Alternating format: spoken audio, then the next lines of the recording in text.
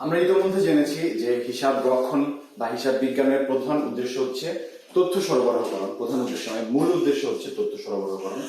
তো এই হিসাব বিজ্ঞানের মূল উদ্দেশ্য যে তথ্য সরবরাহকরণ, এই তথ্যগুলি আমরা আসলে কাদের সরবরাহ করব? আমাদের সরবরাহ করার মানুষ রয়েছে দুই ধরনের।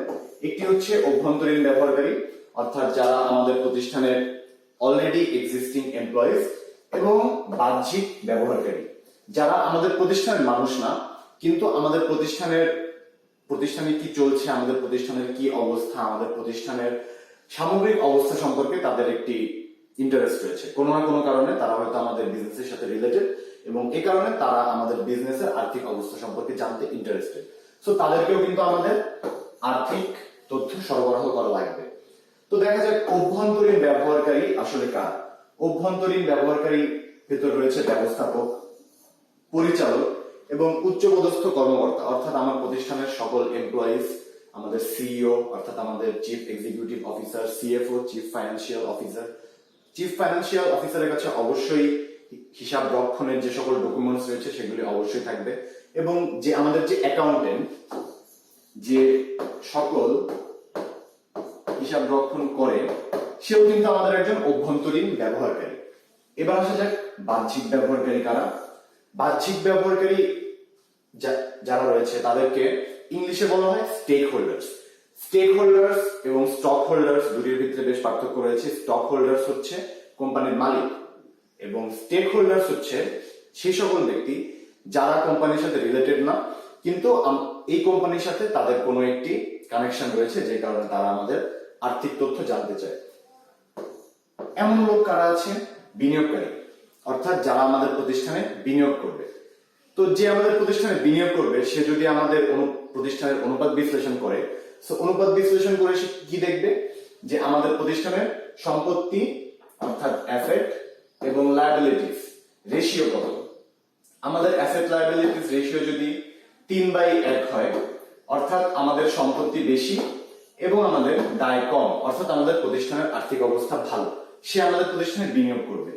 কিন্তু যদি এর অপোজিট হয়, আমাদের অ্যাসেট যদি হয় 1 এবং আমাদের লায়াবিলিটিস যদি হয় 3,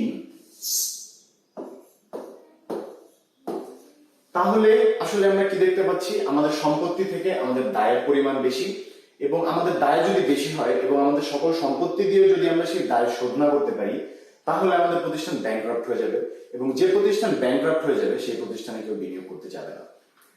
এরপর রয়েছে দেনাদার, অর্থাৎ যারা আমাদের টাকা দিবে। এরপর রয়েছে পাওনাদার, অর্থাৎ যাদের কাছে আমি টাকা পাই। এরপর শেয়ার হোল্ডার।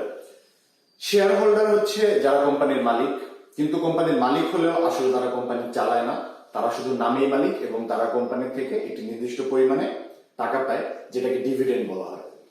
তো শেয়ার হোল্ডার তারাও কিন্তু আসলে জানতে চাইতে পারে যে আমি যে কোম্পানির জন্য, আমি যে কোম্পানিতে ইনভেস্ট করেছি, আমি যে কোম্পানির মালিক, সেই প্রতিষ্ঠানের আসলে এখন কি অবস্থা, এটা তারা জানতে চেতেই পারে। এবং তারা যখন এটা জানতে চাবে, আমাদের দায়িত্ব তাদেরকে এই তথ্য সরবরাহ করা। এরপর আসা যাক হিসাব সমীকরণ। হিসাব সমীকরণ কি? হিসাব সমীকরণ হচ্ছে সেই সমীকরণ যে সমীকরণের মাধ্যমে আমাদের প্রতিষ্ঠানের একটি আর্থিক অবস্থা সম্পর্কে একটি আইডিয়া আনা যায়, এবং এই হিসাব সমীকরণের মাধ্যমে সমস্ত লেনদেন বিশ্লেষণ করা হয়, লেনদেনের হিসাব যাচাই করা হয়, লেনদেন কোন হিসাব, কোনটা ডেবিট কোনটা ক্রেডিট, এগুলা সবকিছু নির্ধারণ করা হয় হিসাব সমীকরণের মাধ্যমে। সো এখানে অ্যাসেট হচ্ছে সম্পদ এবং ইকুইটি হচ্ছে মালিকানা সত্ত্ব। আমাদের এই অ্যাসেট এবং ইকুইটি সবসময় সমান রাখা লাগবে, অর্থাৎ A = E রাখা লাগবে। তো দেখা যাক আমরা যদি কোনো পণ্য ক্রয় করি, তাহলে আমরা সেটার জন্য যে জাবেদা দেব সেটা হচ্ছে ক্রয় হিসাব ডেবিট, এবং নগদান হিসাব ক্রেডিট, এবং আমাদের দুটি 5,000 টাকা। অবশ্যই দুটি 5,000 টাকা হবে। কেন হবে, কিভাবে হবে, এটা আমরা দেখব। কিন্তু এই যে এখানে ক্রয় হিসাব যে পরিমাণ রয়েছে, নগদান হিসাবও কিন্তু সে পরিমাণ রয়েছে, অর্থাৎ আমার A = E কিন্তু থাকছে, অর্থাৎ আমার অ্যাসেট = ওনার ইকুইটি কিন্তু থাকছে। সো এবার আসা যাক এক্সটেন্ডেড ইকুয়েশনে। এক্সটেন্ডেড ইকুয়েশন আসলে কি? এই ইকুইটি যে জিনিসটি রয়েছে এটির ভিতরেই আসলে আরেকটি জিনিস রয়েছে, সেটি হচ্ছে দায় অর্থাৎ লায়াবিলিটিস। আর আরো ভালোভাবে বোঝার জন্য ওনার্স ইকুইটি একভাবে দেখানো হবে এবং লায়াবিলিটিস আলাদাভাবে দেখানো হবে, যার মাধ্যমে বোঝা যাবে যে কোনটি আসলে দায় হিসাবে ইকুইটির সাইডে এসেছে এবং কোনটি আসলে মালিকানা সত্ত্ব হিসাবে ইকুইটির সাইডে এসেছে। এরপর ওনার্স ইকুইটি যেটি রয়েছে এটিকে এর ভিতরে আবার কয়েকটি জিনিস থাকে। তার ভিতর প্রথমে হচ্ছে ক্যাপিটাল অর্থাৎ মূলধন, এরপর ড্রয়িংস অর্থাৎ উত্তোলন, ক্যাপিটাল থেকে উত্তোলন বিয়োগ যাবে, যোগ হবে রেভিনিউ অর্থাৎ আয়, এবং এর থেকে বিয়োগ যাবে এক্সপেন্সেস অর্থাৎ খরচ সমূহ। এই সবগুলির নোটস এখানে দেওয়া আছে, যদি কোনো টার্মস নিয়ে কোনো সমস্যা হয় এখান থেকে দেখতে পারেন। তো এবার দেখা যাক হিসাব সমীকরণ আমরা যখন শিখেছি হিসাব সমীকরণের উপাদানগুলো সমূহ কি কি। হিসাব সমীকরণের উপাদান বেসিক্যালি চারটা না তিনটা। প্রথমে রয়েছে সম্পদ। সম্পদ হচ্ছে আমাদের প্রতিষ্ঠানের এমন একটি জিনিস যেটি আমাদের বর্তমানে হয়তো কোনো সুবিধা দিচ্ছে না, কিন্তু এর মাধ্যমে আমরা সুবিধা পাচ্ছি। যেমন আমাদের কোনো প্রতিষ্ঠানের দালান একটি সম্পদ। দালান থেকে আসলে আমরা প্রতিদিন কোনো সুবিধা পাচ্ছি না, বাট ইন দি এন্ড দালানটা যদি না থাকতো আমরা এখানে বিজনেস প্রতিষ্ঠানটা কিভাবে এস্টাবলিশ করতাম। So that's our asset. এছাড়াও আরো বিভিন্ন সম্পদ রয়েছে, যেমন নগদ টাকা, ক্যাশ, অবশ্যই সেটা আপনার সম্পদ, ব্যাংকের টাকা, ব্যাংকের জমা, যেটাও আপনার অলমোস্ট ক্যাশ। এরপর দেনাদার, যাদের কাছ থেকে আপনি টাকা পাবেন। অগ্রিম খরচ। অগ্রিম খরচ কেন সম্পদ? কারণ অগ্রিম খরচ এই দিক থেকে সম্পদ, কোন খরচ সাধারণত তো খরচই, কিন্তু যখন কোনো খরচ অগ্রিমে দেওয়া হয়ে থাকে তখন কি হয় যে আপনি যে খরচটি দিয়েছেন সেই খরচের সুবিধা আপনি এখনো নেননি, সো এটা আপনার জন্য সম্পদ। এরপর আসছে বিনিয়োগ। প্রতিষ্ঠানে যদি কোনো নতুন বিনিয়োগ করা হয় অর্থাৎ ইনভেস্টমেন্ট করা হয়, যদি কোনো টাকা দেওয়া হয়, যদি কোনো আসবাবপত্র আনা হয়, যদি কোনো দালান কোঠা বা কোনো গাড়ি ঘোড়া আনা হয়, সেগুলি সব বিনিয়োগের ভিতর যাবে। এরপর প্রাপ্য আয়। প্রাপ্য আয় হচ্ছে আপনি সুবিধা প্রদান করেছেন কিন্তু এখনো টাকা নেন, কিন্তু আপনি সুবিধা যেহেতু প্রদান করে দিয়েছেন আপনি এটির জন্য টাকা পাবেন, সো এটি আপনি সম্পদ হিসাবে ধরতে পারেন। এরপর আসা যাক দায়। দায় হচ্ছে সেই সমস্ত হিসাব যেখানে আমাদের টাকা দিতে হবে অথবা মানুষজন আমাদের কাছে টাকা পায়, অর্থাৎ প্রদেয় নোট। প্রদেয় নোট কি আমরা সেটা সামনে জানবো। প্রদেয় নোট, প্রদেয় হিসাব। প্রদেয় হিসাব আর পাওনাদার একই জিনিস। এরপর প্রদেয় যদি কোনো খরচ থাকে, যে সমস্ত খরচ আমাকে দিতে হবে। এরপর অগ্রিম আয়। অগ্রিম আয় খরচ, কারণ আমি আয় নিয়ে নিয়েছি কিন্তু আমি সেটার জন্য এখনো সার্ভিস পারফর্ম করিনি। এরপর ঋণ। আমরা যদি কোনো ঋণ নিয়ে থাকি সেটা দায় হয়ে থাকবে। এরপর দেখা যায় মালিকানা সত্ত্ব দুই ভাগে ভাগ করা যায়।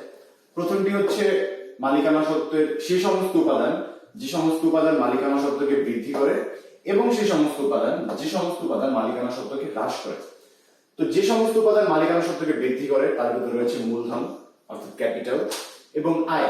আমরা জানি যে আমরা যখন আয় করি তখন আমাদের মালিকানা সত্ত্ব বাড়বে, এবং মালিকানা সত্ত্বকে কমিয়ে ফেলে উত্তোলন অর্থাৎ ড্রয়িংস।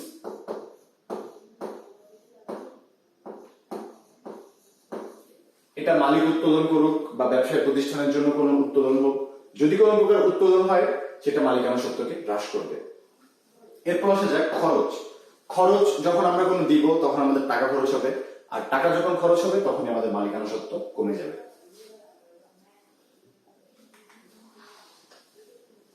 এরপর দেখা যাক লেনদেন কি জিনিস। লেনদেন হিসাব বিজ্ঞান, হিসাব রক্ষণের জন্য খুব ইম্পর্টেন্ট একটা টার্ম। এখানে আসলে লিখে দেওয়া আছে without transaction there is no accounting. আসলে without transaction there is no accounting. কারণ যদি আপনি পণ্য ক্রয় বিক্রয় না করেন, যদি আপনি পণ্য লেনদেন না করেন, যদি আপনার কোনো ফাইন্যান্সিয়াল ট্রানজাকশন না হয়, তাহলে আপনি হিসাব রক্ষণ করবেন নাকি? হিসাব রক্ষণ করার তো কিছু নাই। সো লেনদেন আসলে কি? লেনদেনের দুটি পক্ষ থাকে, এক পক্ষ দিবে এবং অপর পক্ষ নিবে। দেখুন এখানে এক পক্ষ দিচ্ছে এবং এই পক্ষ নিচ্ছে। এরপর দেখা যাক সুবিধা গ্রহণ। সুবিধা গ্রহণ অর্থাৎ যে পক্ষ দিচ্ছে সেই পক্ষ সুবিধা দিচ্ছে এবং যে পক্ষ সুবিধা নিচ্ছে সেই পক্ষ নির্দিষ্ট টাকার বিনিময়ে সেই সুবিধাটি নিচ্ছে। সবকিছুই আসলে লেনদেন। আপনি এই যে ব্যাংকে যদি আপনি অ্যাকাউন্ট খুলেন, ব্যাংকের মাধ্যমে যদি কোনো ট্রানজেকশন করেন, সেগুলি লেনদেন। কারণ আপনি টাকা দিচ্ছেন, আপনার টাকাটা ব্যাংক নিচ্ছে, এবং ব্যাংক আপনাকে টাকা দিচ্ছে, আপনি ব্যাংকের থেকে টাকা নিচ্ছেন। আদান প্রদান, অর্থের যে লেনদেন, এটি কিন্তু হচ্ছে। সো এটাই আসলে ট্রানজেকশন অথবা লেনদেন।